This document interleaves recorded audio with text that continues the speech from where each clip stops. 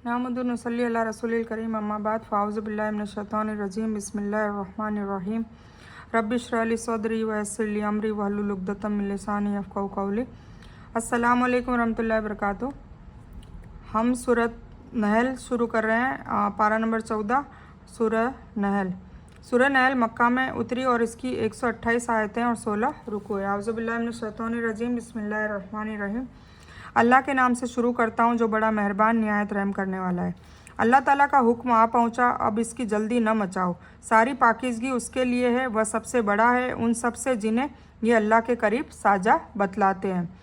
वही फरिश्तों को अपनी वही देकर अपने हुक्म के जरिए अपने बंदों में से जिस पर चाहता है उतारता है कि तुम लोगों को बाखबर कर दो कि मेरे सिवाय दूसरा कोई इबादत के लायक नहीं, इसीलिए तुम मुझसे डरो। उसी ने आकाशों और धरती को सच्चाई के साथ पैदा किया, वह उससे बुलंद है जो मुशरिक करते हैं। उसने इंसानों को वीर्य से मतलब नुत्फे से पैदा किया, फिर वह खुला झगड़ालू बन बैठा है ना। इंसान से ज़्यादा झगड़ालू कोई भी नहीं है। उसी ने जानवर पैदा किए जिनमें तुम्हारे लिए गर्मी के कपड़े हैं और दूसरे भी बहुत से फ़ायदे हैं और कुछ तुम्हारे खाने के भी काम आते हैं। जानवरों के अलग अलग काम हम लेते हैं और उनमें तुम्हारी शोभा भी है, कुछ रौनक भी है, और जब चरा कर लाओ तब भी और जब चराने ले जाओ तब भी। और वह तुम्हारे बोझ उन नगरों तक उठाकर ले जाते हैं। बोझ भी उठाते हैं कुछ जानवर जहाँ तुम बिना आधी जान किए हुए पहुँच नहीं सकते थे। बेशक तुम्हारा रब बड़ा ही शफीक और बहुत रहम करने वाला है। और घोड़ों को, खच्चरों को, गधों को उसने पैदा किया ताकि तुम उनको सवारी के साधन के रूप में इस्तेमाल में ले आओ, और वे जीनत का जरिया भी हैं। दूसरे भी वह ऐसी चीज़ें पैदा करता है जिनका तुम्हें इल्म भी नहीं है। और अल्लाह पर सीधा रास्ता बता देना है, और कुछ टेढ़े रास्ते हैं, अगर वह चाहता तो तुम सबको सीधे रास्ते पर लगा देता। वही तुम्हारे फ़ायदे के लिए आकाश से बारिश करता है जिसे तुम पीते भी हो, और उसी से उगे हुए पेड़ों को तुम अपने जानवरों को चराते हो। इसी से वह तुम्हारे लिए खेती और जैतून और खजूर और अंगूर और हर तरह के फल उगाता है। बेशक फ़िक्र करने वाले लोगों के लिए तो इसमें बड़ी निशानियां हैं। और उसी ने रात दिन और सूरज और चाँद को तुम्हारी सेवा में लगा रखा है, और सितारे भी उसी के हुक्म के अधीन हैं। बेशक इसमें अकल वालों के लिए कई तरह की निशानियां मौजूद है। धरती के निचले हिस्से में इस तरह समुंदर में, निर्जल सहरा में, जंगलों में अल्लाह ताला जानदार पैदा करता है जिनका इल्म अल्लाह ताला के सिवाय किसी को भी नहीं है। समुंदर के अंदर कितने जानवर है अपन को क्या पता, रेगिस्तान के अंदर कितने जानवर है, किस किस टाइप के अपन को कुछ भी नहीं पता है ना। कुछ लोगों का कुछ चीज़ों का इल्म जो अल्लाह चाहता है वो दे देता है, बाकी अंदर कितनी चीज़ कितने मखलूक होगी हमें कुछ भी इस चीज़ का इल्म नहीं है, सिवाय अल्लाह जानता है सारा चीज़। जिनका इल्म अल्लाह ताला के सिवाय किसी को नहीं, उसी में इंसान की बनाई चीज़ें भी आ जाती है, जो अल्लाह ताला की दी हुई अकल और इरादे का इस्तेमाल करते हुए उसी की पैदा की हुई चीज़ों को कई तरह से जोड़कर बनाता है, जैसे बस, कार, रेलगाड़ी, जहाज, वायुयान, प्लेन, इसी तरह की बेशुमार चीज़ें और मुस्तकबिल में भी आती रहेगी। तो उसके लिए दिमाग किसने दिया? अल्लाह ताला ने। उसके लिए चीज़ें मुहैया किसने कराई? अल्लाह ताला ने। ठीक है। और दूसरे भी तरह तरह की चीज़ें कई रंग रूप की उसने तुम्हारे लिए धरती में फैला रखी है। बेशक नसीहत हासिल करने वालों के लिए इसमें बड़ी भारी निशानियाँ हैं। और समुंदर भी उसी ने तुम्हारे वश में कर दिए हैं। तुम इसमें से निकला हुआ ताज़ा गोश्त खाओ और उसमें से अपने पहनने के लिए जेवर निकाल सको, मोती और निकलते हैं ना। और तुम देखोगे कि नौकाएं इसमें पानी चिरती हुई चलती है, और इसलिए भी कि तुम उसके फजल की खोज करो, और हो सकता है कि तुम शुक्रिया भी अदा करो, है ना। ये इसलिए होता है कि अल्लाह ताला का फजल, अल्लाह ताला का शुक्रिया अदा करें कि हमें उसमें से खाने को भी मिलता है। मछलियाँ मिलती है, तरह तरह की मछलियाँ खाते हैं, मोती निकलते हैं जिससे हम गहने बनाते हैं। और उसने धरती पर पहाड़ गाड़ दिए ताकि तुम्हें लेकर न हिले। धरती हिले नहीं इसलिए उसको उस पर वजन डाल दिए, पहाड़ डाल दिए, और नदियाँ और रास्ते बना दिए ताकि तुम मकसद तक पहुँचो। दूसरी भी बहुत सी निशानियाँ मुकर्रर की, और सितारों से भी लोग रास्ता हासिल करते हैं, देखते हैं ना सितारों से। तो क्या वह जो पैदा करे उस जैसा है जो पैदा नहीं कर सकता? बेशक नहीं। क्या तुम कभी भी नहीं सोचते, है ना। तो ये हमें सोचना चाहिए। इसमें समुंदर की तेज़ धाराओं को इंसान के अधीन कर देने का बयान के साथ उसके 3 फ़ायदे भी बयान किए गए हैं। एक यह कि उससे मछली के रूप में ताज़ा गोश्त खाते हो, है ना, और मछली मरी भी हो तब भी वह हलाल होती है, यहाँ तक कि एहराम की हालत में भी उसका शिकार हलाल है। दूसरे, उससे तुम मोती, सीपिया, जवाहरात निकालते हो। तीसरा, उसमें तुम नाव और जहाज चलाते हो जिनके जरिए तुम एक देश से दूसरे देश को जाते हो। तिजारती सामान भी लाते हो, ले जाते हो, जिससे तुम्हें अल्लाह की नेमतें हासिल होती है, जिस पर तुम्हें अल्लाह का शुक्रगुजार होना चाहिए। यह पहाड़ों का फ़ायदा बयान किया जा रहा है कि अल्लाह का एक बड़ा एहसान भी है, क्योंकि अगर धरती हिलती रहती तो धरती पर रहना नामुमकिन होता। इसलिए अंदाज़ा उन भूकंपों से लगाया जा सकता है जो पल या कुछ देर के लिए आते हैं, लेकिन किस तरह ऊंचे ऊंचे घरों को गिराकर नगरों को खंडर में बदल देते हैं ना। धरती गोल गोल अपनी धरा पे घूमती रहती है सूरज के इर्द गिर्द, तो अगर पहाड़ नहीं होते तो वो हिलती रहती, तो हम कैसे रह पाते। तो भूकंप जब आते हैं कभी कभार, तो उससे हम अंदाज़ा लगा सकते हैं। तो फिर ये लाइफ टाइम ऐसा होता तो हम रह नहीं पाते। इसकी वजह से पहाड़ को गाड़ दिया ताकि वो हिले नहीं।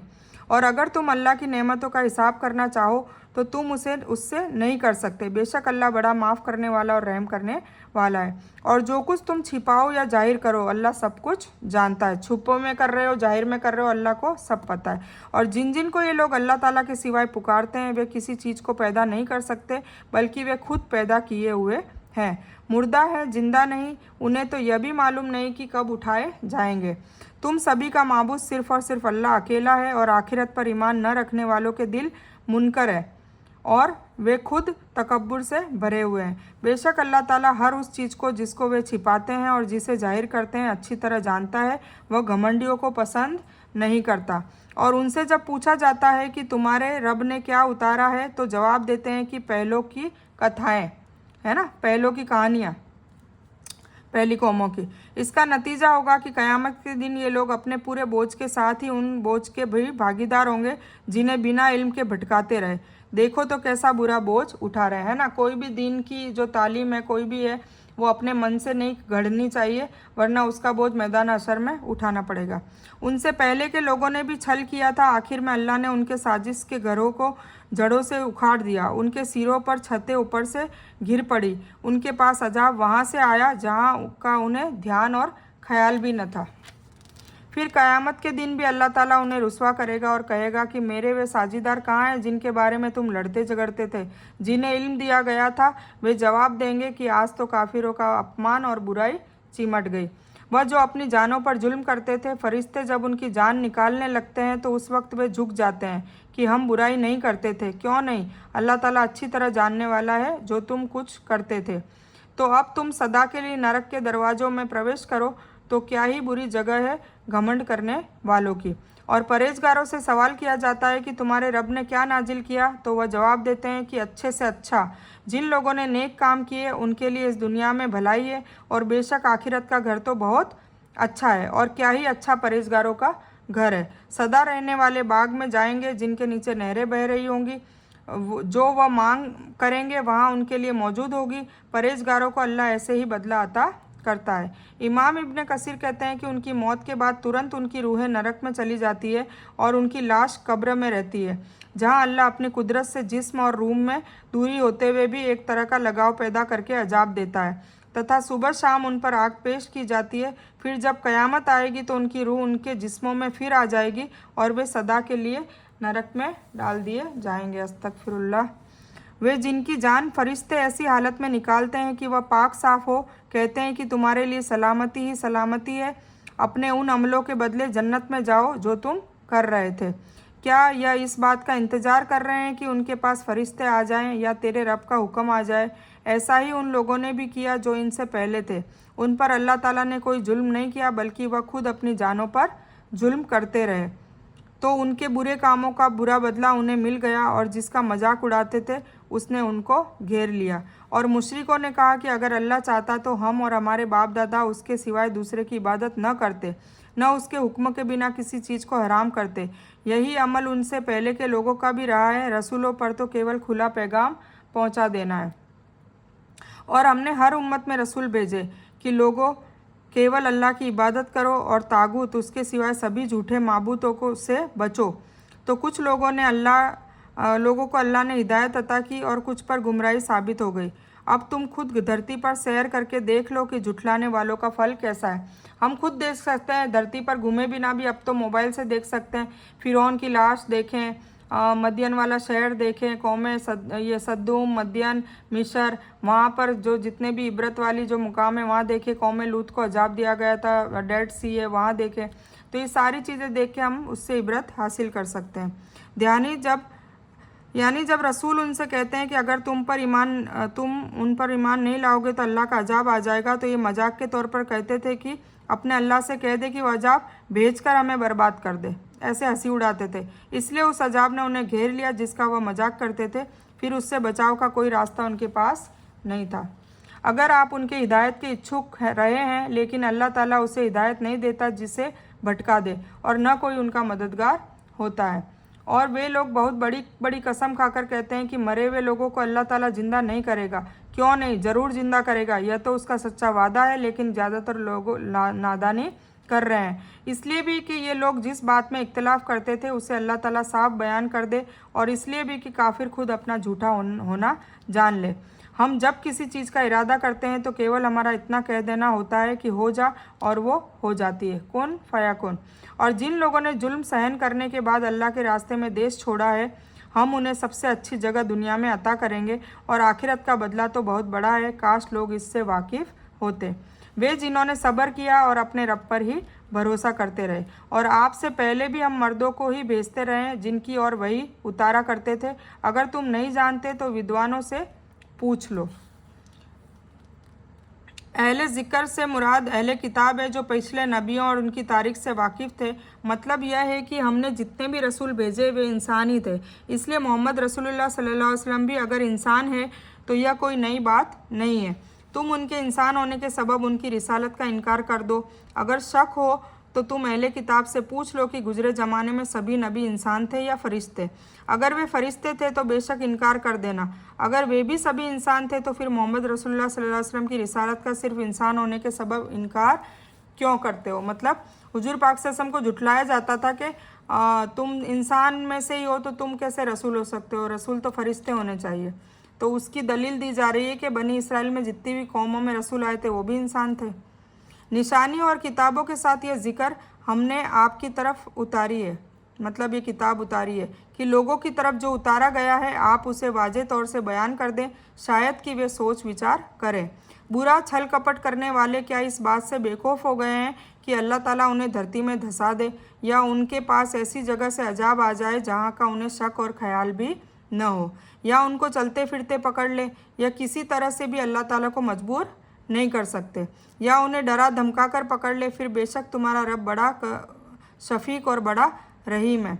क्या उन्होंने अल्लाह की मखलूक में से किसी को भी नहीं देखा कि उसकी छाया दाएं बाएं झुक झुक कर अल्लाह ताला के सामने सजदा करती है और मजबूरी का प्रदर्शन करती है ना। मतलब हम पेड़ों को, पत्थरों को कई ऐसे दिखते नज़र आते हैं कि वो सजदा कर रहे होते हैं। मैंने तो देखा है यूट्यूब में कई ऐसी आती है नज़र हमें कि हर कोई यूँ ऐसा लगता है कि सजदा कर रहा है, अल्लाह ताला का जिक्र कर रहा है ना। तो हमें उससे सबक हासिल करना चाहिए। और बेशक आकाशों और धरती के सभी जानदार और सभी फरिश्ते अल्लाह ताला के सामने सजदा करते हैं और जरा भी घमंड नहीं करते, और अपने रब से जो उनके ऊपर है कप कपाते रहते हैं, और जो हुक्म मिल जाए उसका पालन करने में लगे रहते हैं। और अल्लाह ताला कह चुका है कि दो माबूद न बनाओ, माबूद तो सिर्फ वही अकेला है, बस तुम सब केवल मेरा ही डर रखो। और आकाशों में और धरती में जो कुछ है सब उसी का है, उसी की इबादत हमेशा फ़र्ज है। क्या फिर भी तुम उसके सिवाय दूसरों से डरते हो? और तुम्हारे पास जितनी भी नेमतें हैं सब उसी की दी हुई है। अब भी जब तुम्हें कोई कठिनाई आ जाए तो उसी की तरफ दुआ और विनती करते हो, और जहाँ उसने वह कठिनाई तुमसे दूर कर दी, तुम में से कुछ लोग अपने रब के साथ साझीदार बनाने लगते हैं कि हमारी दी गई हुई नेमतों की नाशुक्री करें। कुछ फ़ायदा उठा लो, आखिर में तुमको मालूम हो ही जाएगा। और जिसे जानते बुझते भी नहीं उसका हिस्सा हमारी दी हुई चीज़ों में मुकर्रर करते हैं। अल्लाह की कसम तुम्हारे इस इल्ज़ाम का सवाल तुमसे ज़रूर किया जाएगा। और वह पाक अल्लाह ताला के लिए लड़कियां निर्धारित करते हैं, और अपने लिए वह जो अपनी ख्वाहिश के मुताबिक हो। और उनमें से जब किसी को लड़की होने की खबर दी जाए तो उसका मुंह काला हो जाता है और दिल में घुटने लगता है। इस बुरी खबर के सबब लोगों से छिपा छिपा फिरता है, सोचता है कि क्या इस अपमान के लिए ही रहें या इसे मिट्टी में दबा दे। आह क्या ही बुरे फैसले करते हैं। ठीक है, इसका मतलब यह है कि अल्लाह के एक होने का यकीन दिल की गहराइयों में मौजूद है, जो उस वक्त उभर कर सामने आ जाता है जब हर तरफ से निराशा के बादल गहरे हो जाते हैं। और लड़की का जन्म सुनकर उनकी हालत यह होती थी कि जो बयान हुई है, और अल्लाह के लिए लड़कियां चुनते हैं, कैसा गलत फैसला है। यहाँ यह न समझा जाए कि अल्लाह ताला भी लड़कों के मुकाबिल में लड़कियों को हकीर समझता है। नहीं, अल्लाह के सामने लड़का लड़की में कोई फ़र्क नहीं है, न जीन्स की बुनियाद पर किसी की हिकारत और फजीलत का ख्याल उसके यहाँ है। ठीक है। आखिरत पर ईमान न रखने वालों की ही बुरी मिसाल है, अल्लाह के लिए तो बहुत ऊंची मिसाल है। वह बड़ा गालिब और हिकमत करने वाला है। हम अभी 60 आयत को कवर करते हैं, फिर इंशाल्लाह मजीद हम आगे पढ़ेंगे। तो इस बयान को मैं यही मुकम्मल करती हूँ। इस बयान में कुछ भी दीन की अच्छी और हक बात आई है वो सिर्फ़ और सिर्फ अल्लाह की तरफ से है, और बुरी या गलत बात जो गलती से या जज्बात में आकर मेरे मुंह से कुछ भी गलत वर्ड या कोई बात निकल गई हो तो वो मेरी तरफ से है। और मैं इस गलती के लिए अल्लाह अज़्ज़ व जल से और आप सभी लोगों से माफ़ी की तलबगार हूँ। मैं कोई आलिमा नहीं हूँ, सिर्फ तालिब इल्म हूँ। अल्लाह मेरी कोशिश से आप सभी को सही नफ़े बख्श इल्म पहुँचाए और मैं आप लोगों की हिदायत और हिकमत में सदका जारिया बनूँ। बस मेरी यही तमन्ना है। आमीन सुम्मा आमीन या रब्बल आलमीन। अल्लाहुम्मा रब्बना आतिना मिन लदुनका रहमतन व हय्यि लना मिन अमरिना रशदा। अल्लाहुम्मा सल्लि अला मोहम्मद व अला आलि मोहम्मद कमा सल्लैता अला इब्राहीम व अला आलि इब्राहीम इन्नका हमीदुम मजीद। अल्लाहुम्मा बारिक अला मोहम्मद व अला आलि मोहम्मद कमा बारकता अला इब्राहीम व अला आलि इब्राहीम इन्नका हमीदुम मजीद। व आखिरु दावाना अनिल हम्दुलिल्लाहि रब्बिल आलमीन।